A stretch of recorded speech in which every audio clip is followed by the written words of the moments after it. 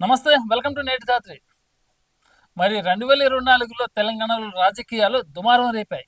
ఎంతలా అంటే సామాన్య మానవుడి నుంచి కోట్లాది రూపాయల సంపాదన ఉన్న సెలబ్రిటీల దాకా అతలాకుతలం చేసింది తెలంగాణ రాజకీయాలు.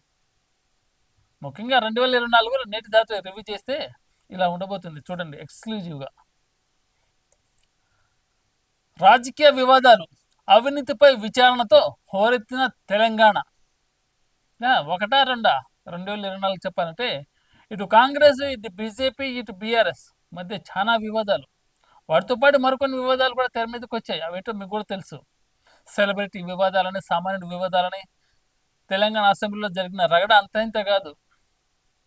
ఒక క్లైమాక్స్ సీన్ చేస్తే ఎలా ఉంటుంది సినిమాలో, అలా ఉన్నదన్నమాట 2024 రివ్యూ.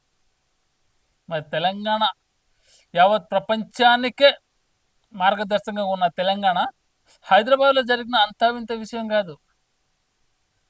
ఎవరిని అడిగినా కానీ, ఎవరి నోటి నుంచి విన్నా కానీ తెలంగాణ రాజకీయాలే ప్రస్తావనకు వస్తాయి ముందుగా 2024లో. మరి వారు మాట్లాడుకున్న మాటలు మామూలుగా దుర్భాషలాడుకున్నవి. అలా ఉంటాయన్నమాట తెలంగాణ పాలిటిక్స్. ఎస్, కేసీఆర్ లాంటి దిగ్గజాన్ని ఓడించి అధికారాన్ని కైవసం చేసుకున్న రేవంత్. ఈ విషయంలో మాత్రం రేవంత్ రెడ్డి మెచ్చుకోవచ్చు అబ్బా.